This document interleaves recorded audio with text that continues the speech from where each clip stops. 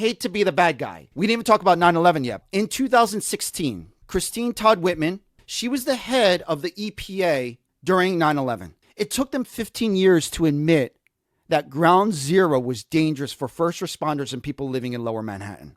63,000 registered members had developed conditions after exposure. Chronic illnesses, asthma, pulmonary disease, cancers, prostate cancer, breast cancer, non-melanoma skin cancer was number one. I think Jon Stewart did advocacy work for first responders after 9/11, yeah. I've had this conversation with friends. Some people actually said, I don't think these wildfires would be as bad as 9/11. And I'm like, I kind of assumed that these wildfires would be worse than 9/11, considering the acreage of the Palisades fire and Eaton fire are way bigger than Manhattan altogether. Because it wasn't just a wildfire, it was an urban fire. There's so much stuff burned up in there that we have no idea. So let's look at this one. There's a study between 2008 and 2018 about the chronic exposure to wildfire smoke. This was done specifically on the California wildfires in those 10 years. 55,000 people died prematurely. In 2018, a 76% jump in childhood asthma exacerbations. There's definitely a correlation there. Wildfire smoke,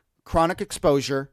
Anyway, that's my bad news. Good new segment for the podcast. Econ's bad news at the top of every episode.